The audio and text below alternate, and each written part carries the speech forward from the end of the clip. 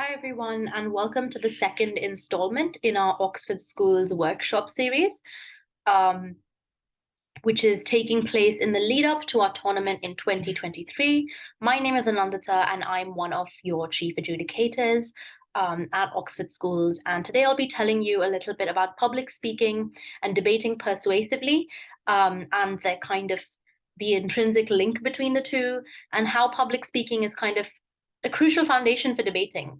So some tips and tricks on how to feel less unsure on that front. Um, this video is for you if you generally have some kind of fear of public speaking or don't have much experience with it.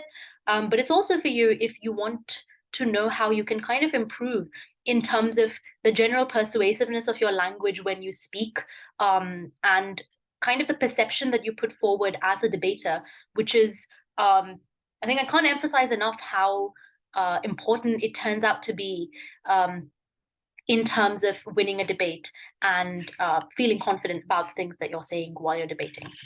All right, let's get started then. So I'm going to talk to you about broadly 5 things today: why public speaking skills are important, what some common fears are, and kind of just working to normalize those fears when we debate.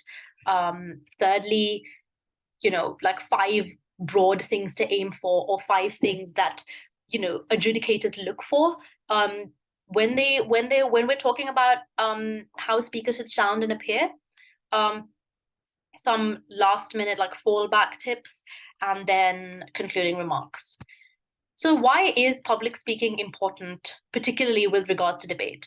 Well, first of all, it's just the nature, and I would say the structure of debate, the fact that there is fundamentally a shortage of prep time in BP, and we will have a separate workshop on kind of the details of this.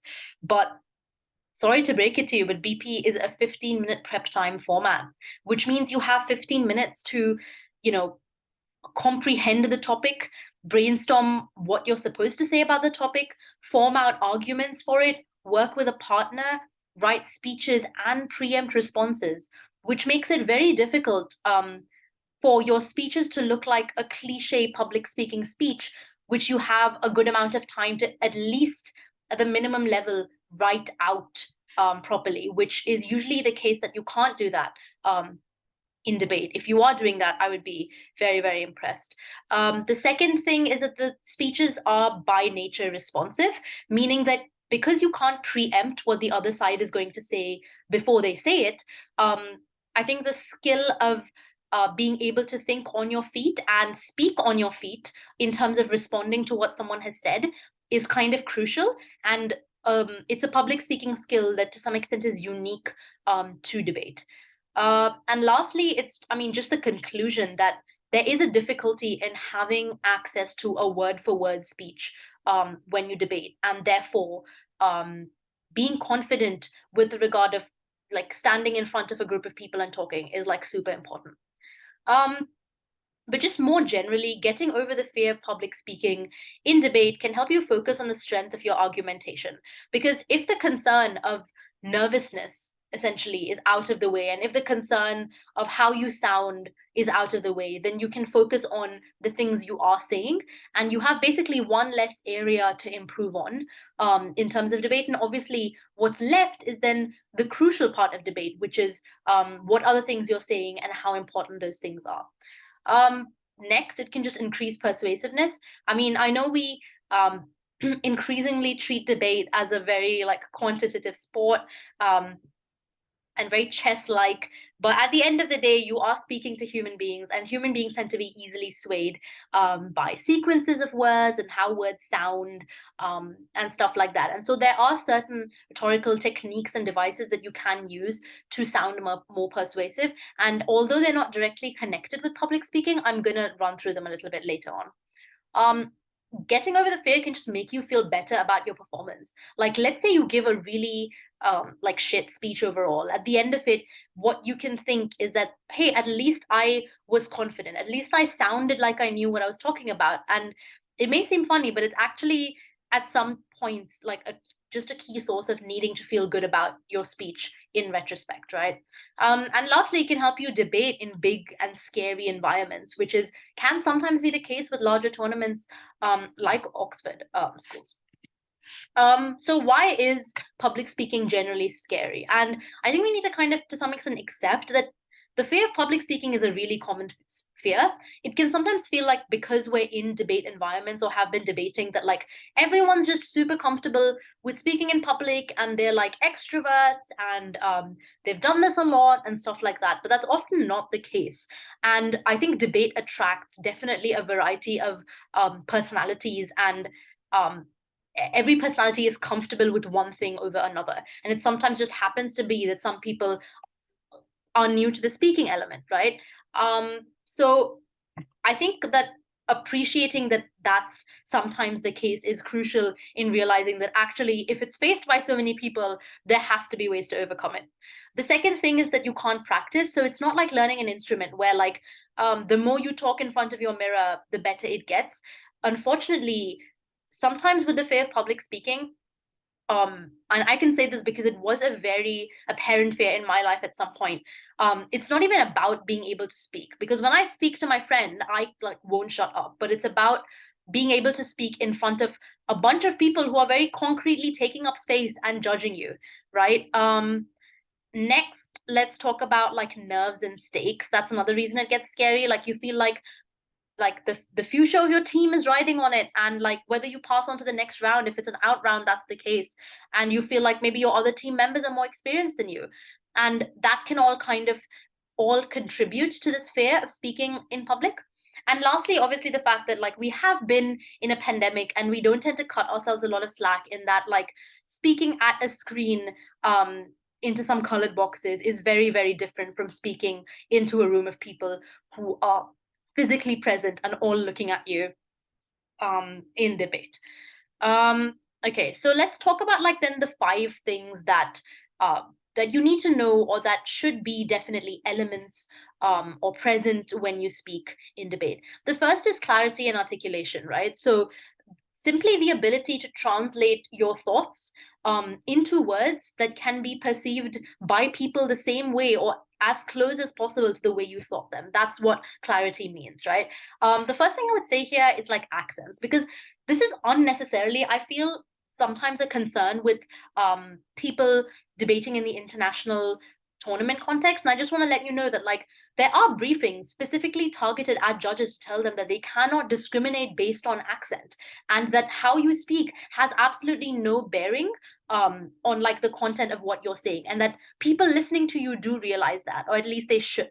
And in that sense, it should never be a point of even a little bit of insecurity that, hey, I pronounce things differently, or like I emphasize different syllables and so on.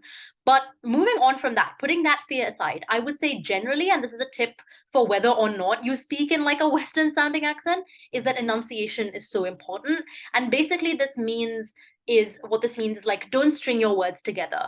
Try speak as slowly as possible. Try emphasize words as much as you can, especially if you feel like you don't have necessarily a conventional way of talking. And I think enunciation definitely helps if you are scared that you might stutter or trip over your words as well. The third thing is volume, right? Like volume is so important when speaking, especially because we're not speaking into a mic that can capture sighs and like yawns and stuff like that. Like we're speaking most likely like in a room in front of a bunch of people, and we need to make sure that we project our volume a little bit. And I think this is so important also just for like confidence purposes. Like when I speak loudly, I do feel like I am more powerful, and that what I'm saying carries more weight. So I think that's really important in debate. Lastly, I just want to say that sometimes it is difficult to say what you mean. Sometimes you can feel, especially sometimes if English is not your first language, that you're not putting forward what you want to put forward. And therefore, sometimes what can happen is that like it can work backwards. So the structure of like basic tips for debating can help you in the public speaking regard. So for example, structure and signpost your speech. There's nothing wrong with saying, okay, now I am going to talk about this issue, which is an important issue in the debate for this reason. And it may be that what you have to say is self-evident, but the fact that you're signposting it can actually help reorganize your own thoughts in a lot of ways, and therefore like clarify to yourself what you're going to say next, and so you order the words in your head a little earlier and therefore are clearer. Secondly, just remember there's no word count. Like, don't ever feel bad that you have to explain something for a little bit longer, especially if it is a more complex concept. Like, it's okay to spend some time explaining what an economic term means, because judges will appreciate it. Judges will appreciate clarity, because a judge can only credit an argument as long as they understand the nuance of the argument. And they can only understand nuance if you are as clear as possible. So you will always be positively marked for clarity and never negatively marked. Obviously, you have to kind of accommodate for time constraints, though. Next, speed and intonation. Speaking slowly is like the number one tip I would give anyone who has been thrust into the world of debating, because it can often be that you face teams who tend to speak very fast, and we somehow like are convinced that there's some kind of correlation between speaking fast and being a good speaker, when there's actually not. And you will know this if you have judged any tournament before. But as a judge, for instance, I am more likely to capture the nuance and specificity of what you're saying if you're saying it slowly. Because if you're saying it fast, what the human mind tends to do is just pick out things that are like on the surface, seem important, and jot them down, which is not what we want to be capturing in a debate. I want to be capturing the essence of what you're saying. So you're only doing yourself a favor by speaking slowly. And it's also quite good if you're definitely a newbie and at some times you may feel like you maybe don't have enough written down to say, in which speaking slowly is like the best thing you could do to kind of make sure you're filling up the space. Basically, guys, don't be American about it. We've all seen American debaters speaking. No offense, it's not very pleasant all the time, and it's a problem that needs to be fixed if you are a person who even conversationally tends to speak fast, right? The second thing is lack of intonation and pitch. That's quite problematic sometimes. So intonation is basically kind of emphasizing syllables and words, or emphasizing words altogether to at least provide the impression of sincerity. I mean, I hope that we're at least sincere about some of the things we debate about. But even if we're not, it's so important to kind of communicate that you do care about this topic. And sometimes it can make or break how persuasive a speech is. Like, I could be saying great stuff, but if I'm saying it in a robotic voice and it sounds like I don't really engage with the matter whatsoever, or that someone has prepared the speech for me, it doesn't sound very nice, does it, guys? So that is kind of linked to variety. Like, you can say something slower than you say other things. You know, you can emphasize the word panel if you're trying to tell them something super important. And sometimes it can actually wake up someone and say, okay, this person has changed the way they're speaking, so I need to tune in. This is for people who's listening, obviously. The third thing is just fillers and crotch words. So I think for some reason, we don't really realize, like, for example, I've been saying a lot since I've started this workshop, which is not a very good filler to use. Filler are things we just say when our mind is still catching up to what we're supposed to be saying. And so we say the word like. Some people say the word like a lot. Some people have more sophisticated fillers, like ladies and gentlemen or panel. Some people say or The problem with fillers is that it can sometimes be distracting, especially if it's not kept in check. Like, it's obviously fine to have fillers at some points in speeches, but I have definitely noticed some speakers who overwhelmingly, like, if you probably counted all the time they use the word like, you'd be way into the hundreds, because they are so used to doing it and they've never checked themselves for it. An exercise to do this within teams, if you guys do have trainings of any sort, is to do a mock debate.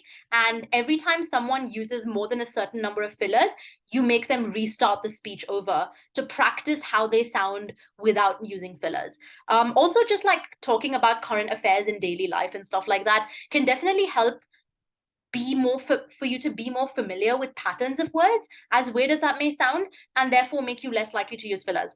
And worst case, if you need to pause and if you need to like take a microsecond gap between two sentences, just pause. You don't have to say anything in between. And I think it's a much more like advanced way of putting forward what you think is just pause instead of filling it up with a random word that doesn't really mean anything. The fourth thing is body language. Now, body language is obviously not, I would say, a super prominent feature of debating, because obviously even the people listening to you are not going to be looking at you all the time. Like, they might be taking notes and so just glancing at you. But whenever they do glance at you, it's so important that you don't have a paper right in front of your face. And so by the end of the debate, no one really knows what you look like. it's so important that you're not hunching over the paper or like standing in one place or holding it so that your hands are occupied and you can't really move them around to explain what you're thinking. One thing I would recommend in this regard is like, if you have paper, right, you have to be able to figure out how big to write so that it's visible to you from a slight distance. Circle things with colored pens, highlight things, number things to make it so much easier so that in the middle of the speech, you're like, oh no, what do I have to say next? And you're shuffling around with papers or reading them really close up because you're so scared you'll forget something. So it's really important to make the process as convenient as possible just for yourself. And so that you don't have an extra thing to panic about. Be able to move your hands, like keep your hands free. Sometimes you have to tell someone who's giving a POI to sit down. Sometimes you just have to like use your hands, and I think it even helps your brain work sometimes for some people. Eye contact, not a crucial thing again, but even just being able to look around the room, looking at people's foreheads, looking at the space above their foreheads, just to give the impression that you are engaging with the people listening to you and like communicating that you are making an important point now.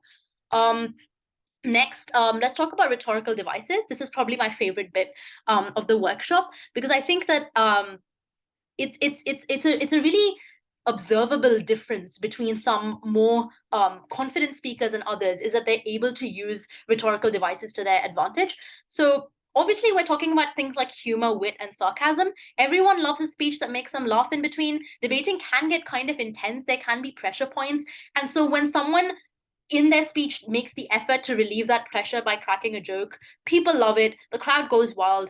Your ego through the roof. All of that is good. Just don't maybe, because sometimes I see in debates that we tend to kind of poke fun at the other team to the point where we're not actually arguing against them with content, we're arguing against them with vitriol. And that's never nice, right? Because the judge is not going to credit what you're saying if you have a roast session that isn't actually backed by anything substantive, right? So try and keep your roast sessions very much focused on the topic of the debate. And that's just decency, isn't it, guys? The second thing is like to remember your words are important. So it's so important to sometimes choose the right words to get your point across. Instead of saying bad, saying detrimental. Instead of saying very harmful, say uniquely harmful. Instead of saying that we would ensure people have rights, you say we safeguard people's rights. And the examples that I've given here are actually from a very famous Bosia speech. That's like a classic WDC, but it like is so preeminent in my mind because of the way that he uses language. So, for example, saying they live in a dictatorship known as no alternative. Like that line itself sticks with you and makes you want to listen. And that kind of quality of realizing that, there's 8 7-minute speeches and I need to be, capturing the attention of people listening to me is just choosing the words that resound well and that actually are super relevant without obviously hyperbolizing what you're saying. For example, another common example is, for example, if there's an Israel-Palestine debate, referring to Palestine, to Gaza as an open air prison is something I heard in a speech once, and it just stuck with me because it's a very rhetorically consistent way of defining something while also putting a point across. So it kind of gets two jobs done at once. There's other methods that I haven't actually gone into, like you can use alliteration, you can use a bunch of things that you probably learn in English lessons, like the rule of three, like listing. So for example, the reason why wealthy countries are wealthy, that's repetition, is through processes like colonialism, through slavery, through patriarchy. So that's the repetition of the word through and as well as the rule of three. And what happens with listing is that it kind of gives the impression of a ton of information that all needs to be refuted by the opposing team. Asking rhetorical questions, don't do too much of this because in debate you're expected to ask the questions but also kind of answer them if you're asking them. But I think it can be a useful thing to get the judge to see a point or to emphasize something. And the last thing is like openings. So one thing that I noticed, and this is particularly in my experience being originally a world schools debater and then moving more recently to British parliamentary, is that obviously British parliamentary debate definitely favors stylistic choices less than World Schools assigns points to it. So it's not very important in BP debate. But I think that a strong opening can go a really long way, even with BP, especially when the strong opening is very focused on making strategic observations. So that's always something to also kind of listen out for in other people's speeches. And you notice that, hey, I really like that opening. And maybe the reason I liked it is because it did a lot of things at once and it did them right. So a lot of like learning the things that I'm talking about today is also just keeping an eye out for what other people do. Just to conclude, number one, fake it till you make it. With public speaking, it's a matter of trying again, being embarrassed, tripping over yourself, saying a word 5 times in succession and you're stuttering so much because you can't think of the next thing to say. And this has happened to me. I have been caught on camera saying before making a point, and it was made into a massive meme on my team. But I'm fine with it because I think it definitely showed me that nervousness does get to me, and then taught me what I need to do to get over that fear.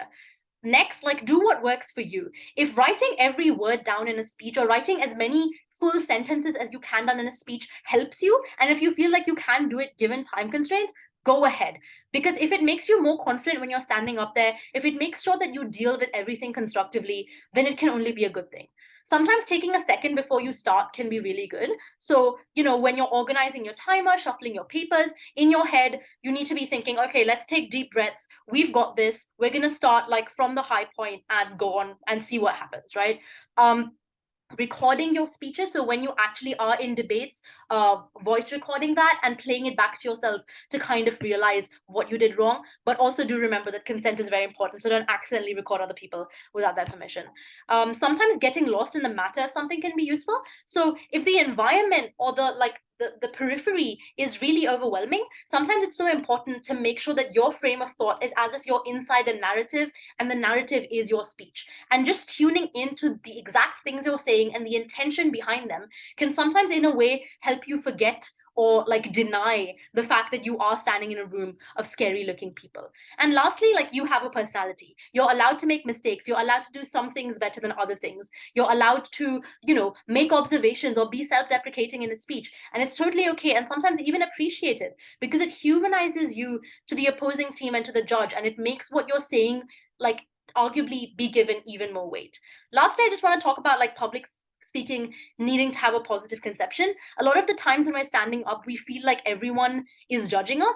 But I actually watched a video where someone explains that the way we should be seeing it is that we're being given a chance. We're being given 7 minutes to prove that what we're saying is the most important thing that anyone is going to say. And there's some kind of like positive agency that comes from that comes from being able to being able to use your voice. And I think that, like, if public speaking is something that you definitely want to improve on, or sounding more persuasive is something that you think you could accommodate more in your speeches, then it's definitely an element you should incorporate. No matter how much someone tells you that content is important, everything is about the way it's said and the way it's heard, and also then the way it's perceived and judged. Thank you so much for watching. Please do like and subscribe if you like this video, and stay tuned for the next workshops.